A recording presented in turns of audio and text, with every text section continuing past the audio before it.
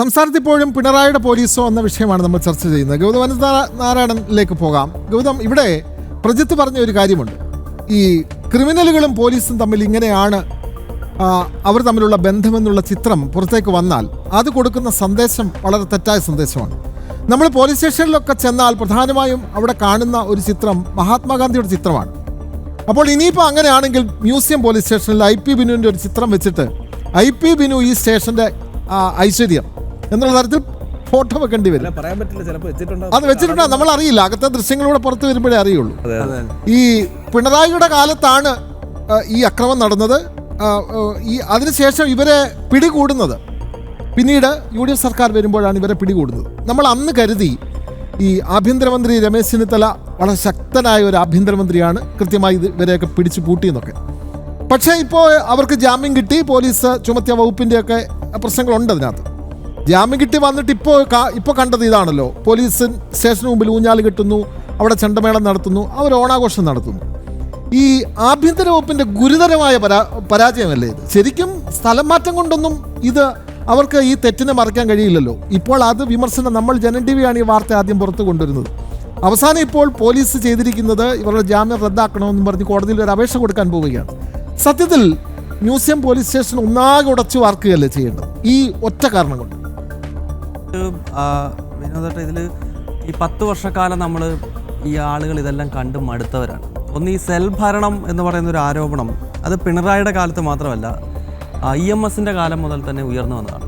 1957 ആദ്യമായിട്ട് ഐക്യ കേരളത്തിലൊരു സർക്കാർ വരുന്ന ഘട്ടത്തിൽ EMSൻ്റെ ഭരണകൂടത്തിനെതിരെ, കമ്മ്യൂണിസ്റ്റ് സർക്കാരിനെതിരെയുള്ള അന്നത്തെ പ്രതിപക്ഷത്തിൻ്റെ ഏറ്റവും പ്രധാനപ്പെട്ട വിമർശനം എന്ന് പറയുന്നത് സെൽ ഭരണം എന്നുള്ളതാണ്. അതായത് പോലീസിനെ സഖാക്കൾ നിയന്ത്രിക്കുക എന്ന് പറഞ്ഞൊരു സംവിധാനം. അത് ത്രിപുരയിലും ബംഗാളിലും ഒക്കെ CPM-നുണ്ടായിരുന്നു. CPM ഈ സംസ്ഥാനങ്ങളിലൊക്കെ ഇല്ലാതായി പോയതിൻ്റെ ഒരു അടിസ്ഥാനപരമായ കാരണം ഇതാണ്. കാരണം ജനങ്ങളുടെ മൗലികമായിട്ടുള്ള എല്ലാ അവകാശങ്ങളും സംരക്ഷിക്കേണ്ട പോലീസ് സംവിധാനത്തെ അധികാരത്തിലിരിക്കുന്ന ഭരണകൂടത്തിൻ്റെ പിന്തുണയുള്ള ആ പാർട്ടി നിയന്ത്രിക്കുന്ന സിസ്റ്റം ഉണ്ടാവുകയാണ്. അപ്പോൾ കഴിഞ്ഞ 10 വർഷക്കാലം നമ്മളിത് കണ്ട് മടുത്തു. പോലീസ് സ്റ്റേഷനുകളിൽ CPM-ൻ്റെ വെറും ഈ ചോട്ടാ നേതാക്കൾ വരെ കയറി SI-യുടെ കഴുത്തിന് പിടിക്കുക, നിന്നെ പഠിപ്പിക്കൂടാന്ന് കാണിക്കുക, DYFIയുടെയും SFIയുടെയും ചട്ടമ്പികൾ മാളിലിട്ട് പോലീസുകാരെ അടിക്കുക. ഇതൊക്കെ സ്ഥിരം സംഭവമായിരുന്നു ഇവിടെ. ഇപ്പോഴും നമ്മൾ കാണുന്നു. അതേ CPM-കാർ ഇപ്പോഴും ഈ മയക്കുമരുന്ന് പിടിക്കുന്ന ഉദ്യോഗസ്ഥരെ ഭീഷണിപ്പെടുത്തുന്നു ഇപ്പോൾ നമ്മൾ കാണുന്നു. അതാണ്. അപ്പം ഇത്തരം കാഴ്ചകൾ നമ്മൾ 10 വർഷം കണ്ടു. ഒരിക്കൽ കോട്ടയത്ത് പിണറായി ഭരിക്കുന്ന സമയത്ത് കോട്ടയത്ത് BJP പ്രവർത്തകരെ ആക്രമിച്ച ഒരു CPM ക്രിമിനൽ ഇപ്പോൾ SI-യുടെ തൊപ്പിയെടുത്ത് തലയെ വെച്ചിട്ട് സെൽഫി എടുത്തു. ആ സെൽഫി അടുത്ത ദിവസത്തെ പത്രത്തിൽ അടിച്ചു വന്നു. അപ്പോൾ എത്രത്തോളം കുത്തഴിഞ്ഞ സംവിധാനമായിരുന്നു പിണറായിയുടെ കീഴിൽ പോലീസ്.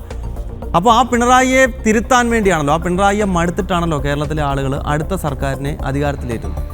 ഇതിപ്പം അതിനേക്കാൾ ബഹുകേമമായിരിക്കുകയാണ്. ഒന്ന്, രമേശ് ചെന്നിത്തലയ്ക്കെതിരെ മുൻപ് ഈ ആരോപണമാണ്. കാരണം ഈ TP ചന്ദ്രശേഖരൻ വധക്കേസിൻ്റെ അന്വേഷണം വഴിതെറ്റിച്ചത് ഈ ചെന്നിത്തലയാണെന്നൊരു വിമർശനം വളരെ പഴക്കമുള്ളതാണ്. കാരണം തിരുവഞ്ചൂർ വളരെ ശക്തമായി മുന്നോട്ട് പോവുകയായിരുന്നു. അതെ. അപ്പം TP ചന്ദ്രശേഖരൻ വധക്കേസ് ശരിയായ ദിശയിൽ അന്വേഷിച്ചിരുന്നെങ്കിൽ ഒരുപക്ഷെ പിണറായിലേക്ക് വരെ അന്വേഷണം എത്തേണ്ടതാണ്. P ജയരാജൻ ഉൾപ്പെടെയുള്ള CPM-ൻ്റെ പല നേതാക്കളിലേക്കും എത്തേണ്ട അന്വേഷണം. കാരണം അവരുടെ സംസ്ഥാന നേതൃത്വം അറിഞ്ഞ് ചെയ്തൊരു സാധനമാണ്. കുലംകുത്തിയാണെന്ന് പ്രഖ്യാപിച്ച് കുലംകുത്തിയെ ഇല്ലാണ്ടാക്കിയതാണ്. അപ്പോൾ ഇതൊക്കെ എല്ലാവർക്കും അറിയാവുന്ന കാര്യങ്ങളല്ലേ. പക്ഷേ ആ അന്വേഷണം എങ്ങും എത്തിയില്ല. അതെന്ന് വെച്ചാൽ എത്തിയെന്ന് ചോദിച്ചു കഴിഞ്ഞാൽ ഇത് കുറേ കൃത്യം നടത്തി കുറേ ക്രിമിനലുകളെ പിടിച്ചു, അതിനപ്പുറത്തേക്ക് അതിലെത്തിയില്ല. അപ്പോൾ അന്ന് തന്നെ ചെന്നിത്തലയ്ക്കെതിരെ ഈ വിമർശനമുണ്ട്.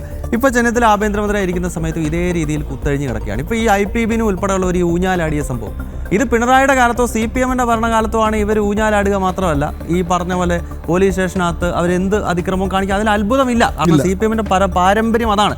ഇപ്പം പക്ഷേ ഇവിടെ സംഭവിക്കുന്നത് എന്താ? ഇപ്പോൾ 2 ദിവസങ്ങൾക്ക് മുമ്പ് കൊല്ലത്ത് CPM-ൻ്റെ ഏതോ ഒരു ചോട്ടാ നേതാവ് എക്സൈസിനെയും പോലീസിനെയും ഭീഷണിപ്പെടുത്തുകയാണ്, ആക്രമിക്കുമെന്ന് പറയുന്നത്. കാരണം എന്താണ്? ഇയാൾ ആ റോഡിൽ അതിക്രമം കാണിച്ചു, ബ്ലോക്ക് ഉണ്ടാക്കിയതിന് പോലീസുകാർ മാന്യമായിട്ട് നിങ്ങളെ വണ്ടി എടുത്ത് മാറ്റാൻ പറഞ്ഞതിന് അസഭ്യം പറഞ്ഞിട്ട് അഴിഞ്ഞാടുകയാണ്. അപ്പോൾ ഇവിടെ നമുക്ക് അത്ഭുതം എന്ന് പറഞ്ഞാൽ അപ്പോൾ ഭരണമാറ്റം ഉണ്ടായിട്ടില്ലേ? പിണറായി തന്നെയാണോ ഇപ്പോഴും നിയന്ത്രിക്കുന്നത്? പിണറായിയുടെ പോലീസ് തന്നെയാണോ? അപ്പോൾ ഇതെന്തൊരു കഴിവുകെട്ട ആൾക്കാരാണ് ഈ കോൺഗ്രസിൻ്റെ ആളുകൾ. ഇവർക്ക് നാണമില്ലേ? ഇവർക്ക് ഭരണം കിട്ടിയ സമയത്തും SFIയുടെ അതിക്രമങ്ങൾ ക്യാമ്പസുകളിൽ, ഒരാഴ്ച മുമ്പ് സംസ്കൃത സർവകലാശാലയിൽ ഒരു VC-യുടെ കുഴിമാടം ഉണ്ടാക്കിയിട്ട്, ഇതൊക്കെ കമ്മ്യൂണിസ്റ്റ് ഭരണത്തിലായിക്കോട്ട്, ആളുകൾ ഇത് അനുഭവിച്ചേ പറ്റുള്ളൂ. പക്ഷേ ഇവരെ ഇറക്കി വിട്ടില്ലേ ജനം? അടുത്ത സർക്കാർ ഇവിടെ വന്നില്ലേ? എന്നിട്ടും ഈ തോന്നിവാസം നടക്കുന്നു എന്ന് പറയുന്നത് രമേശ് ചെന്നിത്തലയെ പോലുള്ള ആഭ്യന്തരമന്ത്രിയുടെ ഒരു കഴിവുകേട് തന്നെയാണ്. പോലീസ് സംവിധാനം ഇപ്പോഴും പഴയ രീതിയിൽ തന്നെ കമ്മ്യൂണിസ്റ്റ് ഭരണത്തിൽ എങ്ങനെയായിരുന്നു അതേ നിലയിൽ തന്നെ കാര്യങ്ങൾ പോവുകയാണ്. അതിൻ്റെ ഏറ്റവും പ്രത്യക്ഷമായിട്ടുള്ള ഉദാഹരണമാണ് ഈ IP ബിനുവും സംഘവും ഉൾപ്പെടെയുള്ള കൊടും ക്രിമിനലുകൾ ഊഞ്ഞാലാടിയ സംഭവം പോലീസ് സ്റ്റേഷനിൽ. അതാണ്